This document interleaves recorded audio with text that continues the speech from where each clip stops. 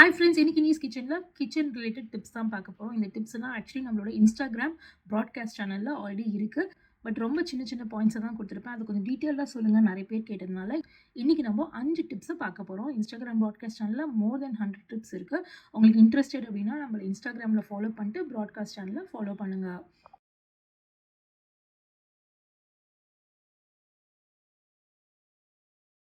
இன்னைக்கு நான் முதல்ல காமிக்க போகிற டிப்பு காஃபி டிகாஷன் ஸ்டோரேஜ். நம்ம ப்ராட்காஸ்ட் சேனல் பார்த்து மோஸ்ட் ட்ரைட் டிப் இதுதான். நீங்கள் காஃபி டிகாஷனை டெய்லி போடணுங்கிற அவசியமே கிடையாது.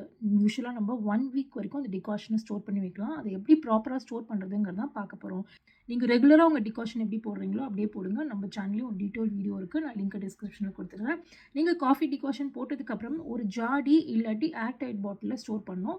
இதை ஸ்டோர் பண்ணி முடிச்சதுக்கப்புறம் ஃப்ரிட்ஜில் வைக்கணும். டிகாஷன் நல்லா ஆறுனதுக்கப்புறமா ஃப்ரிட்ஜில் வைங்க, அதுக்கு முன்னாடி வைக்காதீங்க. நம்ம இப்போ அடுத்த நாள் எப்படி யூஸ் பண்ணுறது அப்படின்னா, நீங்கள் டிகாஷனை முதல்ல வெளில எடுங்க, எடுத்துகிட்டு ஒரு வாட்டி நல்லா ஆற்றிக்கோங்க. ஏன்னா கீழே திக்காக இருக்கும், மேலே கொஞ்சம் வாட்டரியாக இருக்கும்.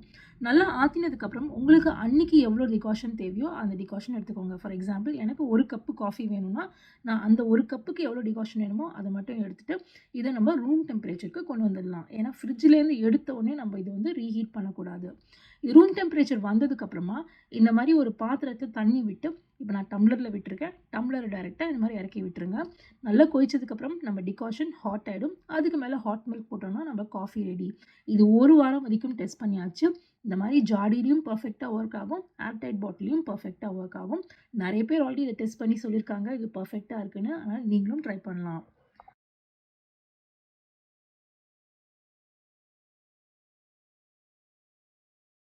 நம்மளோட நெக்ஸ்ட் டிப்பு சம்பளத்தை எப்படி ஏர்டைட்டாக க்ளோஸ் பண்ணுறது அப்படின்னா, சில சம்பளங்கள் பர்டிகுலர்லி இப்போ வர சில சம்பளங்கள்லாம் லிட்டு போட்டால் அவ்வளோ ஏர்டைட்டாக இருக்காது. ஸோ அந்த மாதிரி ஏர்டைட்டாக இல்லை அப்படின்னா கோதுமை மாவு அதெல்லாம் பார்த்தீங்கன்னா பூச்சி வந்துடுறது. ஸோ இதை அவாய்ட் பண்ணுறதுக்கு இந்த மாதிரி சம்பளத்தில் 1 லேயர் இல்லாட்டி 2 லேயர் இந்த மாதிரி திக்னஸ் இருக்கிற துணி எடுத்து இதை மேலே போட்டுருங்க. போட்டுட்டு மூடிட்டிங்கன்னா சூப்பர் ஏர்டைட் ஆகிடும். இப்போ பார்த்தீங்கன்னா நான் லிட்டை மட்டும்தான் தூக்குறேன், லிட்டு சுத்தமாக கீழே விழல, ஏன்னா அவ்வளோ டைட்டாக இருக்குது. இப்போ இது ஓப்பன் பண்ணுறது கொஞ்சம் கஷ்டமாக தான் இருக்கும் சில பேருக்கு. நான் என்ன பண்ணுவேன் அப்படின்னா, டைரெக்டாக எடுத்து லிட் ஓப்பன் பண்ணுறது பதிலாக துணியை இந்த மாதிரி லிஃப்ட் பண்ணி விட்டுருவேன், ஈஸியாக ஓப்பன் ஆகிடும். சிங்கப்பூர் பொறுத்த மட்டும் இங்கே பயங்கர ஹியூமிட் கிளைமேட். ஸோ பூச்சி வருது ரொம்ப ரொம்ப ஈஸி. நான் வந்து வீட் ஃப்ளார் வந்து ஒரு 4 கிலோ வாங்கினேன் அப்படின்னா எனக்கு வந்து 2 மாதம் வரைக்கும் வரும். யூஸ்வலாக 1 மாதத்துல பூச்சி வரும். பட் இந்த மாதிரி ஏர் டைட்டாக க்ளோஸ் பண்ணும்போது எனக்கு அந்த பிரச்சனை வரல.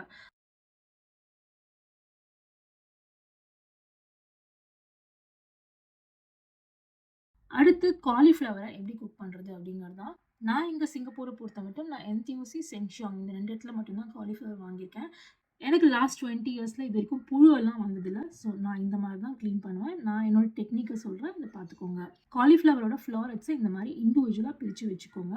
அதுக்கப்புறமா ஒரு பாத்திரத்தில் தண்ணி சேர்த்துட்டு அந்த தண்ணி தளத்தலான்னு கொதிச்சு வந்ததுக்கப்புறம் 1/2 கப்பு காலிஃப்ளவருக்கு 1/4 டீஸ்பூன் மஞ்சள் பொடி, இதான் கணக்கு. இதை போட்டுட்டு அதுக்கு மேலே 1/2 டீஸ்பூன் உப்பு சேர்த்ததுக்கப்புறம் நல்லா பொங்கி வரும். அதுக்கப்புறம் கேஸை ஆஃப் பண்ணிடுங்க.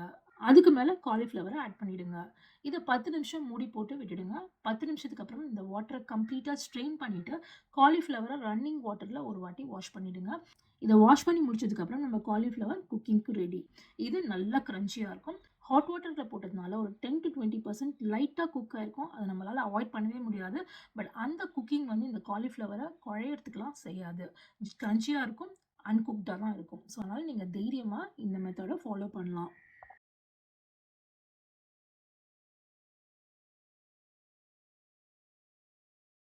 நம்ம அடுத்து பார்க்க போகிற டிப்பு, நம்ம ஒரு சுண்டல் வெரைட்டியும் ரைஸும் சேர்ந்து குக் பண்ணும்போது இந்த டிப்ஸை ஃபாலோ பண்ணுங்கள். சுண்டலை கீழே வச்சுட்டுங்க, ரைஸை மேலே வச்சுக்கோங்க. சுண்டலில் ஆகட்டும் ரைஸ் ஆகட்டும் ரெண்டுத்துலேயுமே ஒரு 1/2 டீஸ்பூன் எண்ணெய் விட்டுக்கோங்க. எண்ணெய் அதாவது ஃபேட் ஆட் பண்ணும்போது இது ரெண்டும் பொங்கி வெளில வராமல் ஒன்றுத்தோட ஒன்று மிக்ஸ் பண்ணாமல் இருக்கும். ஸோ நீங்கள் குக் பண்ணி முடிச்சதுக்கப்புறம் பார்த்தீங்கன்னா ஒன்று ஒன்றும் தனியாக பர்ஃபெக்டாக இருக்கும்.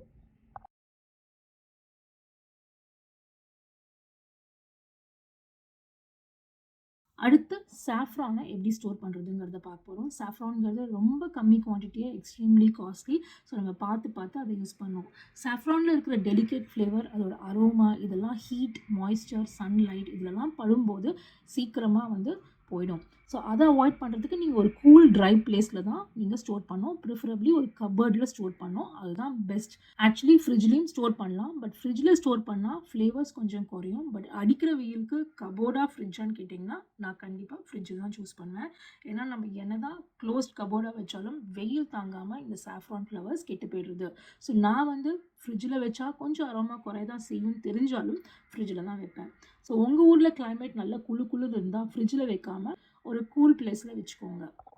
இது ரொம்ப டெலிகேட் அப்படிங்கிறதுனால பாக்ஸ்லேருந்து எடுத்து டைரெக்டாக யூஸ் பண்ணிவிடுங்க. அதாவது ஃப்ரிட்ஜ்லேருந்து எடுங்க பாக்ஸை, உங்களுக்கு எவ்வளோ தேவையோ அதை எடுத்து டைரெக்டாக டிஷ்ஷில் போட்டுருங்க. பேலன்ஸை உடனேவே ஃப்ரிட்ஜில் வச்சுருங்க. ஏன்னா நம்ம வெளில ஓப்பன் பண்ணி எடுக்கிற டைம் கூட இது வந்து ரொம்ப டெலிகேட் அப்படிங்கிறதுனால இதோட அரோமா போகிறதுக்கான வாய்ப்பு நிறைய இருக்குது.